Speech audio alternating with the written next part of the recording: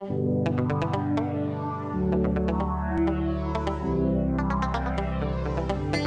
ce qui arrive souvent dans la vie des enfants de Dieu, beaucoup parmi nous subissent ces choses. Quand l'Éternel te tourne dos, la première chose que tu vas constater, tu es dans l'insécurité. Quand Dieu tourne le dos à une personne, tout devient dans l'insécurité. Du fond de mon âme coule de larmes qui traduisent mes silences. Comment te dire ce que je ressens? Verset 4. Lorsque j'entends ces paroles, je m'assieds. Vous savez, il y a de ces nouvelles, quand tu entends ça, tu ne peux pas rester debout. Il y a de ces nouvelles, on te dit, ok, tu es debout là où tu es. Oui, est-ce que tu peux d'abord tirer une chaise pour t'asseoir avant que je t'annonce ce que j'ai à t'annoncer? Ça veut dire que c'est une bombe. Un parfum de bonne odeur. Devant toi, je me repens. Fais de moi ce que tu Quand il faut prier, prie. Beaucoup trouvent la force de relater leurs histoires du midi au soir aux gens, mais ils ne trouvent pas la force de relater cette même histoire à Jésus. Vous trouvez la force de dilapider l'énergie de votre vie, le peu d'énergie qui vous reste à parler, à vous complaindre, à vous plaindre auprès des gens. Mais vous ne trouvez pas la force de vous adresser au Seigneur pour lui dire, Seigneur, voici ma cause. Fais toutes choses en ton temps. Je serai toujours confiant. Seigneur, observe mes voies. Invite Jésus à rentrer dans ton problème. Parce que quand Jésus rentre dans ton problème, il se passe quelque chose. Habiter chez toi tous mes jours ici-bas. Que ma vie soit. Si tu as Jésus dans ta vie, avant que le problème ne vienne, Jésus, tu as la solution avant même que le problème ne commence. Et quand viendra le problème, la solution sera omniprésente. Laissons la spiritualité prendre de l'ascendance sur l'émotion. Ainsi nous vaincrons. Que le Seigneur vous bénisse. Devant toi je me repens. Fais de moi ce que tu voudras.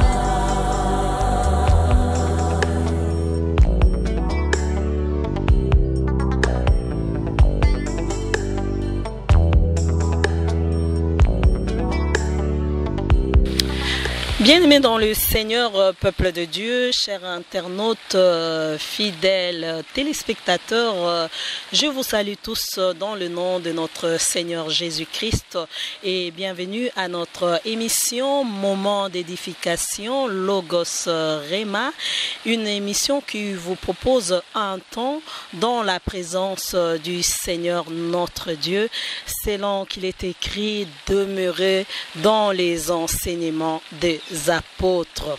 Voilà, aujourd'hui nous allons nous entretenir autour du livre de Néhémie. Et ici, nous avons sur ces plateaux l'honneur de recevoir l'homme de Dieu, le révérend pasteur Christian Kassongo des églises évangéliques Eau-de-Vie. Et il va nous ressortir le logos et les rémas cachés dans les livres de Néhémie. Sans plus tarder, je m'en vais accueillir l'homme de Dieu et ainsi entrer dans le vif de notre sujet. Bonjour mon révérend et bienvenue à notre émission. Bonjour Maman Tati. Voilà, révérend, à vous la parole. Annoncez-nous ce que le Seigneur a mis dans votre cœur au sujet de ces livres de Néhémie. Merci beaucoup. Alors, nous allons aujourd'hui, par la grâce du Seigneur, partager dans le livre de Néhémie. Nous sommes dans le premier chapitre du livre de Néhémie. Nous commençons notre lecture dès les premiers versets et nous allons nous arrêter au verset 3 dans un premier temps. Puis au fur et à mesure, nous allons continuer. La parole du Seigneur déclare, je suis en train de lire dans la version Thompson. Parole de Néhémie, fils de Hakalia, au mois de Kislev, la 20e année, comme j'étais à Suse, la capitale. Anani, l'un de mes frères, et quelques hommes arrivèrent de Juda et les questionnaient au sujet des Juifs rescapés qui étaient restés dans la captivité et au sujet de Jérusalem. Ils me répondirent, Ceux qui sont restés dès la captivité sont dans la province, au comble du malheur et du déshonneur.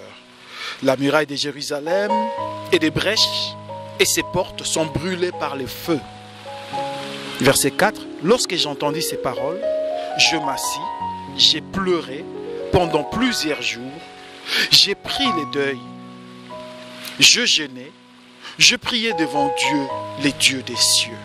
Amen. Nous sommes dans une période où les enfants d'Israël sont à nouveau, ce n'est pas une habitude, mais sont à nouveau frappés par la main de l'Éternel. Parce qu'ils ont péché, parce qu'ils ont abandonné l'Éternel, l'Éternel les a tourné les dos, donc l'ennemi est venu, il a frappé, l'ennemi a pris, il a tué, il a brûlé, comme la Bible déclare dans Jean 10:10, les voleurs ne viennent que pour égorger, dérober et détruire. Le diable est venu contre les enfants d'Israël en faisant sa mission de destruction. Donc, il y a eu une déportation. Les peuples sont partis en captivité. L'ennemi est venu, il a pillé, il a tué, il a pris des captifs, il est parti avec eux. Et parmi les personnes amenées en captivité, il y avait Néhémie aussi. Néhémie, serviteur de Dieu. Mais il s'est retrouvé en captivité à Suse. La Bible précise que Néhémie, là-bas à Suse, il n'avait pas abandonné le chemin de son Dieu. Il a persévéré dans la voie du Seigneur. Il a persévéré, son âme, son esprit était attaché à la loi de l'Éternel. Chose qui est merveilleuse. Et la Bible déclare, étant donné son attachement, regardez dès le verset 2, Anani, l'un de mes frères, et quelques hommes arrivèrent de Juda. Donc il y a eu des nouvelles fraîches qui sont arrivées, des personnes de l'autre côté, ceux qui étaient restés en Juda, qui sont venus à Suse, la capitale, pour leur apporter des nouvelles du pays. Un peu comme nous ici en Belgique, nous recevons les nouvelles des gens qui viennent du Congo. À chaque fois qu'une personne vient de l'Afrique, quelqu'un qui vient du Congo, on s'empresse de lui poser la question: comment as-tu laissé la famille? Comment se porte le pays? Et les gouvernements en place? Et ceci et cela. La même chose, comme le cœur de Néhémie était plutôt vers son peuple, vers son pays, vers sa patrie, Néhémie a posé la question à son frère. La Bible précise, donne le nom Anani. Il est questionné au sujet des Juifs rescapés qui étaient restés dès la captivité et au sujet de Jérusalem. Donc il y a eu deux sortes de nouvelles. Les Juifs qui sont restés en captivité et Jérusalem, la capitale, la ville de David. Je veux savoir comment il se porte, sachant que derrière lui, il y a eu une destruction, puisque lui, il est en captivité. La Bible déclare que son frère a répondu, ensemble avec les gens qui l'accompagnaient. Ils me répondirent au verset 3. Ceux qui sont restés de la captivité sont là dans la province. Ils sont là dans la province. Virgule. Au comble du malheur et du déshonneur. La muraille de Jérusalem a des brèches et ses portes, mais tous sont en feu. Tous sont en feu. La muraille est en feu. La muraille est renversée. Les portes sont brûlées. Tout est en feu. Tout est détruit. Et le peuple qui y est, il est au comble du malheur, dans les déshonneurs. La fierté d'un peuple, c'était à cette époque-là, quand la grande muraille est érigée, c'est symbole de sécurité. Ici chez nous, ça va. Mais cette sécurité, cette protection a été renversée. Un peu l'accomplissement de ce que le livre d'Ésaïe au chapitre 5 nous dit. Quand Dieu parle de sa vigne, il parle de la vigne en disant: que ferai-je à ma vigne? J'ai tout fait pour cette vigne. J'ai préparé, j'ai labouré, j'ai ensemencé, j'ai enlevé des mauvaises herbes. Mais au lieu que ma vigne me produise des bonnes choses, la vigne a produit des mauvaises. Et Dieu dit: dites-moi, enfants d'Israël, qu'est-ce que je ferai à ma vigne? Et Dieu lui-même a dit: je vous dirai ce que je ferai à cette vigne. Il a dit, première chose, j'enlèverai la clôture, j'enlèverai la haie, la protection qu'il y a autour. Et la Bible continue en disant, afin que les passants broutent dessus, qu'ils marchent, qu'ils écrasent. Eh bien, c'était la situation des enfants d'Israël ici. L'Éternel a enlevé la protection qu'il y avait sur Israël. Donc les enfants d'Israël, ils étaient au comble du malheur. Regardez la situation de la muraille, elle était détruite. La protection n'était plus. Donc ce qui arrive souvent dans la vie des enfants de Dieu, beaucoup parmi nous subissent ces choses. Quand l'Éternel te tourne dos, la première chose que tu vas constater, tu es dans l'insécurité. Quand Dieu tourne le dos à une personne, tout devient dans l'insécurité. Là, les diables peuvent passer, exactement comme la Bible dit dans Ésaïe, les passants vont brouter, ils vont écraser. Les passants vont passer, vont écraser. Néhémie a reçu cette mauvaise nouvelle. C'est une mauvaise nouvelle. Nous allons rapidement toucher à ce qui est plus important. Le tableau est placé, le décor est planté. Le décor est planté ici, on lui dit Jérusalem est en feu, les brèches brisées, enfin les portes sont brisées, les portes sont en feu, il n'y a plus rien. Verset 4. Lorsque j'ai entendu ces paroles, je m'assis. Vous savez, il y a de ces nouvelles, quand tu entends ça, tu ne peux pas rester debout. Il y a de ces nouvelles, on te dit, ok, tu es debout là où tu es. Oui. Est-ce que tu peux d'abord tirer une chaise pour t'asseoir avant que je t'annonce ce que j'ai à t'annoncer? Ça veut dire que c'est une bombe. Des mauvaises nouvelles qui cassent les pieds. Tu as l'impression que tes genoux se sont fragilisés. La Bible précise que Néhémie, je m'assis, virgule, j'ai pleuré. Le cœur de Néhémie a été détruit. Lorsque Néhémie a appris ces mauvaises nouvelles, c'était comme du tonnerre dans ses oreilles. La réaction de Néhémie était une réaction naturelle. La Bible précise, lorsque j'entendis ces paroles, je m'assis. Voyez-vous, il y a de ces nouvelles qu'on apprend, on s'assoit. Là, on est par terre, on s'assoit. On n'a plus la force de tenir sur ses pieds. C'était affreuse pour lui. Je ne sais pas combien de personnes qui me suivent ici pendant ces moments ont reçu des nouvelles qui les ont cassé les pieds, qui ne permettent plus de rester debout.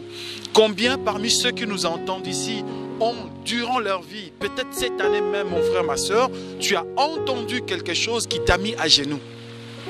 Ta vie est brisée. Ta vie est anéantie. C'est quoi le problème? Est-ce des mauvaises nouvelles financières? Est-ce des mauvaises nouvelles maritales? Est-ce des mauvaises nouvelles relationnelles, professionnelles? Que sais-je? Mais en tout cas, une nouvelle qui a mis Néhémie assis. Il s'est assis. La suite, la Bible déclare, j'ai pleuré. Néhémie s'est mis à pleurer. C'était le deuil. C'était les larmes. Une réaction naturelle. Cet homme de Dieu a été fracassé par cette mauvaise nouvelle. Mon Jérusalem, Juda est en feu. Les murs de Jérusalem sont en feu, sont en ruine. Ses portes sont brûlées. Alors la douleur était forte. Aujourd'hui, à quoi pouvons-nous comparer cela? Nous pouvons comparer cela à tout ce qui brise, à tout ce qui anéantit. Le monde ne va pas bien, certes.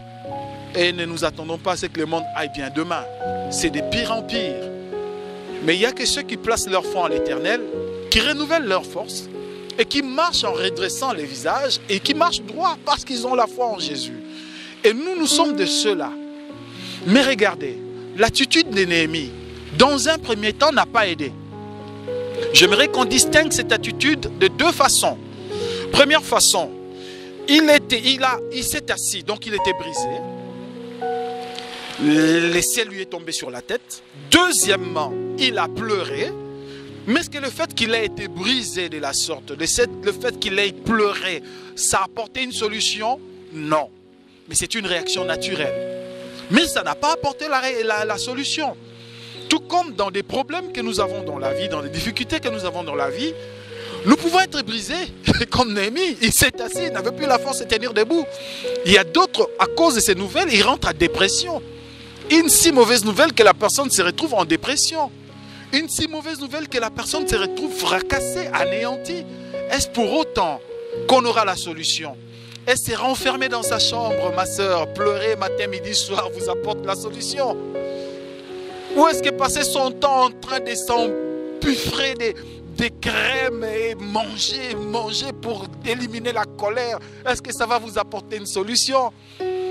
Ou est-ce qu'appeler les gens pour les insulter, est-ce que ça va vous apporter la solution? Non, ça c'est la position de s'asseoir et pleurer. On est dans un état de deuil là. Je vous rappelle que nous sommes dans l'émission Logos Rema. La position de Néhémie, de s'asseoir, c'est peut-être la solution de toi qui me regarde en ce moment. Qu'est-ce qui s'est passé dans ta vie, mon frère? Qu'est-ce qui s'est passé dans ta vie, ma soeur? Tu n'es plus debout. La nouvelle t'a fracassé. Ce qui s'est passé dans ta vie, c'est peut-être cette année, peut-être il y a plusieurs années, mais tu n'as pas réussi à te relever. Tu es resté allongé, tu es resté alité, tu es resté terrassé par ces coups que tu as connus dans ta vie. Qu'est-ce qui s'est passé? Mais la position de Néhémie, je répète, bien que naturelle, n'a pas apporté la solution. Regardez dans la suite. C'est vrai qu'il a pleuré pendant plusieurs jours, nous dit la Bible, et il a pris le deuil. Après ça, on a mis un point. La suite dit, j'ai jeûné, je priais devant les dieux des cieux. Ah, ça c'est l'autre côté dont je parlais. L'autre côté que j'ai promis de parler. S'asseoir, pleurer, n'a rien apporté. On peut s'asseoir et pleurer, j'ai dit c'est naturel comme réaction.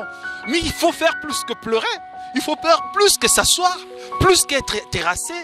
Il faut prier. Il faut adopter l'attitude de dire, ok, moi je n'ai pas réussi, moi je n'ai pas pu, c'est un défi plus fort que moi. Je me tourne vers l'Éternel. J'invoque celui qui a la solution à mon problème. J'invoque Yahweh. J'invoque Jésus-Christ de Nazareth. Lui, le Jéhovah Rohi, le bon berger, le berger de mon âme. C'est lui qui me conduit vers des verts pâturages, qui dirige mon âme dans les sentiers de la justice. Il a dit, David, dans le psaume 23, l'Éternel est mon berger, je ne manquerai de rien. Rappelons-nous de ces choses. À part s'asseoir et pleurer, il ne faut pas s'arrêter là. Beaucoup se sont arrêtés là. Moi aujourd'hui, au travers de ces messages, mon frère, ma soeur, je vous invite à ne pas seulement vous asseoir et pleurer, mais à faire plus que ça, à prier et à jeûner. Ça veut dire à chercher la face de l'Éternel. Au milieu de ces désarrois, au milieu de cette souffrance, de cette calamité, de cette souffrance morale, mentale, physique, spirituelle. Les tout en même temps. Néhémie a trouvé la force de dire je veux me réfugier auprès de l'Éternel qui a fait les cieux et la terre. Et il a pleuré. Ainsi, à partir du verset 5, vous comprendrez sa prière qui a continué jusqu'à faire la confession. Il a prié, il a demandé pardon pour les péchés, ses propres péchés et les péchés des enfants d'Israël. Ce que nous voulons vous dire dans cette première partie de ces chapitres-ci, de ces livres de Néhémie, le chapitre 1, c'est que dans tout ce que vous pouvez recevoir comme mauvaise nouvelle, n'oubliez pas, il y a ce qui est normal comme réaction humaine, c'est-à-dire être bouleversé, perdre un peu la boule, être secoué, c'est normal, c'est naturel, on est humain. Pleurer, ah oui, il ne faut pas retenir ses larmes, parfois il faut pleurer. Ah oui, à force de contenir, on finit par exploser. Parfois il faut le laisser sortir, il faut que ça sorte. Pleurer, c'est naturel. Je n'interdis pas à quelqu'un de pleurer. Quand il faut pleurer, pleurez.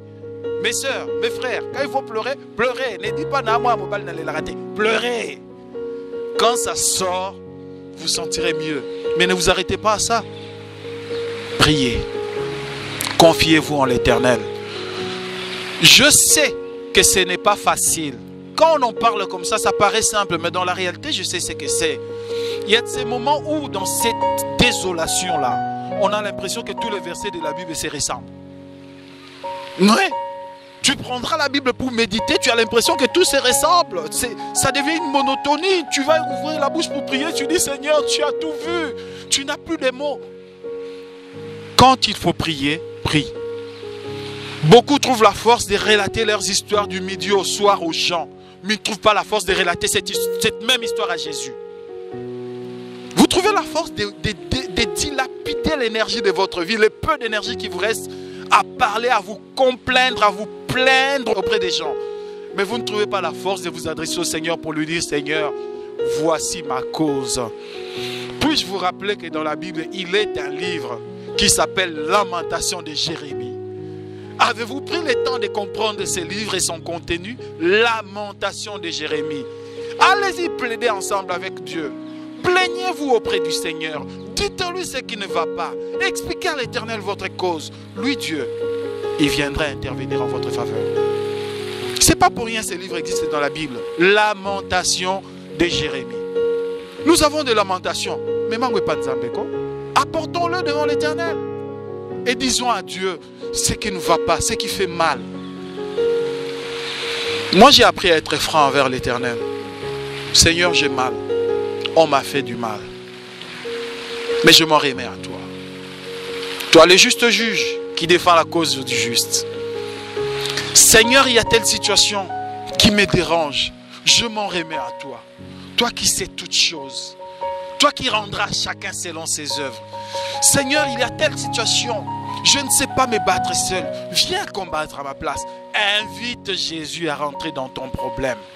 Parce que quand Jésus rentre dans ton problème, il se passe quelque chose. Alors, je vais clôturer cette première partie, Maman Tati, si tu me le permets.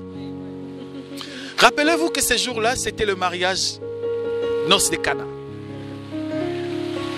Dans le mariage, dans cette noce de Cana, la Bible dit qu'il manqua du vin. Donc c'était une situation, une fête qui était censée être juste cérémoniale, merveilleuse, quelque chose de super. Mais un problème s'est invité dans la fête. Mais ce qui est extraordinaire, c'est que dans la fête, malgré que les problèmes s'est invité, il y a quelqu'un qui était là avant les problèmes. Quelqu'un était là avant le problème et son nom c'est Jésus. Si tu as Jésus dans ta vie, avant que les problèmes ne viennent, Jésus est là. Tu as la solution avant même que les problèmes ne commencent. Et quand viendra le problème, la solution sera omniprésente. Ils ont manqué du vin, mais le Seigneur, de nulle part, un miracle est venu. De nulle part, un miracle est venu. Sa mère qui lui dit, Jésus, ils n'ont plus à boire. Imaginez une fête quand les gens n'ont plus à boire. La fête, c'est quoi en fait? Maman Tati, boire et manger, danser, c'est ça la fête. Mais quand dans une fête, il n'y a plus de boisson, les mêmes invités là qui dansaient en votre honneur vont vous dénigrer. C'est ça qu'on appelle les gens. Ils mangent à vos frais et quand il y a un ça ne va pas, ils vous dénigrent. Alors, Marie a signalé à Jésus, mon fils, ils n'ont plus à boire. Et le Seigneur a fait un miracle parce qu'il est Dieu. On l'appelle Jéhovah Jireh parce qu'il pourvoit à nos besoins. Il y a un problème qui s'est invité dans votre vie. N'oubliez pas, vous êtes des enfants de Dieu. Ça veut dire qu'en vous, Jésus-Christ réside. Nous sommes les temples du Seigneur, les temples du Saint-Esprit. Quand un problème vient dans nos vies, n'oublions pas que nous ne sommes pas seuls. Il y a Jésus qui est là. Invitons Jésus. Comme Néhémie avait fait, à part pleurer, à part l'émotion qu'il avait saisie, il n'a pas laissé place qu'à l'émotion. Il a laissé à côté la partie humaine et puis il a réagi. Côté spirituel a pris les dessus. Ah, là est notre conclusion. Laissons la spiritualité prendre de l'ascendance sur l'émotion. Ainsi nous vaincrons. Que le Seigneur vous bénisse. Amen, pasteur. Amen, pasteur. J'aimerais, si vous pouvez, juste en quelques minutes, parler à nos téléspectateurs. Peut-être que ceux qui nous suivent, vous avez évoqué tantôt que dans la fête, il y a eu un problème de manque. Bon, disons, il y a eu un problème qui s'est ingéré dans la fête. Mais ce qui a été mieux, ce qui a été en leur faveur, c'était puisqu'il y avait la présence du Seigneur dans la fête. Jésus était déjà là, dans la fête. Alors, pour tous ceux qui nous suivent et qui n'ont pas encore le Seigneur dans leur vie, qu'est-ce qu'ils peuvent faire pour que le Seigneur puisse précéder leurs problèmes? Merci, Maman Tati. La seule chose à faire, c'est inviter Jésus-Christ. Mes frères, mes sœurs, vous qui ne connaissez pas encore Jésus ou qui avez entendu parler de Jésus, c'est un Jésus de loin, c'est un Jésus des autres, C'est un Jésus de la Bible. C'est un Jésus que les pasteurs prêchent à l'église. C'est un Jésus qui avait fait telle chose pour quelqu'un. Nous ne voulons pas parler de ces Jésus-là. Nous voulons vous parler d'un Jésus qui t'a sauvé. Ton Jésus. Que tu fasses de lui ton Seigneur et ton Sauveur personnel. L'affaire de la foi chrétienne est une affaire individuelle, seul à seul avec le Seigneur. Voyez-vous, c'est ça les problèmes de beaucoup parmi nous. C'est ça le problème de beaucoup de gens aujourd'hui qui ont une foi collective. La foi du groupe, la foi de l'assemblée, la foi de notre église.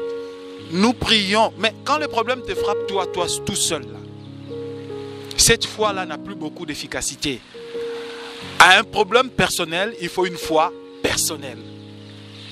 Je répète, à un problème personnel, il faut une foi personnelle. Donc si tu as une relation individuelle avec le Seigneur, c'est merveilleux. Si ce n'est pas le cas, voici l'occasion qui vous est donnée en ce moment de l'inviter, Jésus-Christ, de dire: Seigneur Jésus, viens dans mon cœur. Je t'ouvre grande la porte de mon cœur et je t'invite à y rentrer. Viens, règne en moi. Sois le Seigneur et le Sauveur de ma vie. Sois mon Seigneur et mon Sauveur personnel. Ainsi, le Seigneur viendra et rentrera en vous. Il est écrit: si vous entendez sa voix, n'endurcissez pas votre cœur. Mais voici, je me tiens à la porte et je frappe. Si tu ouvres ta porte, j'entrerai chez toi. Je mangerai avec toi, je dînerai avec toi. Ça, c'est Jésus qui le dit. Il y a des gens qui suivent cette vidéo, qui prétendent être des chrétiens.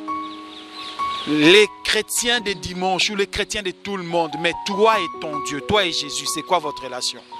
Peut-être que ça fait longtemps que tu tiens la Bible, mais ta relation avec Jésus n'est plus au bon point. C'est l'occasion de renouveler cette relation et de dire: Seigneur, viens. Je renouvelle mon engagement en ce moment. Viens, Seigneur. Je te reçois en ce moment comme mon Seigneur et mon Sauveur personnel. Si vous le voulez, vous pouvez répéter cette prière avec moi. Et le Seigneur qui est avec nous vous touchera, exaucera votre prière. Prions ensemble. Répétez avec moi: Seigneur Jésus, j'ai entendu ta parole et mon cœur a été touché. Je prends la décision en ces jours de t'ouvrir mon cœur et de t'inviter. Viens et rentre dans mon cœur. Viens et domine en moi. Sois mon Seigneur et mon Sauveur personnel.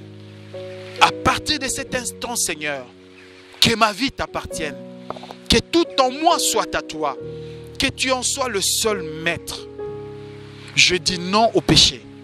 Je dis non au diable. Et je renonce à toutes les œuvres du ténèbre. Au nom de Jésus, je te donne ma vie. Dirige-moi pour l'éternité. Au nom de Jésus-Christ. Selon qu'il est écrit dans ta parole, à ceux qui croiront, tu nous donneras, à ceux qui croient à cette parole, le pouvoir de devenir des enfants de Dieu. Ainsi, Seigneur, je suis devenu un enfant de Dieu dès l'instant où je parle. Au nom de Jésus-Christ. Amen. Que le Seigneur vous bénisse.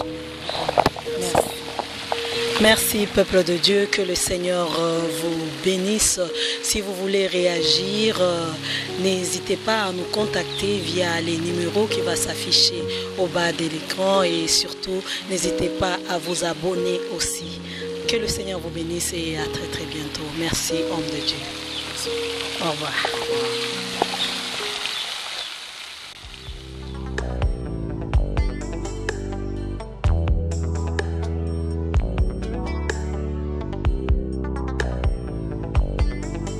Que ma vie soit une fleur, Un parfum pour toi, Seigneur.